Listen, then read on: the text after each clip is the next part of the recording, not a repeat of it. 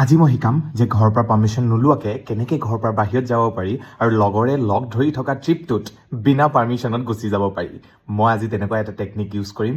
Just follow' দি steps. আপোনাক পঢ়িবলৈ ক'ব, পঢ়া শুনা নকৰিব, লেপটপ খুলি চিধা গেমত লাগক। আবেলি হলে ক্ৰিকেট খেলিবি, দিনত হলে গেম খেলিবি, অলপ পঢ়া শুনাটো বজাই ৰাখ।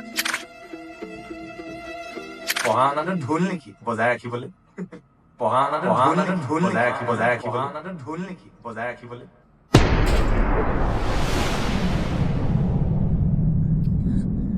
হয়, এনেকৈ মানে আপোনাক ঘৰৰ পৰা উলিয়াই দিব।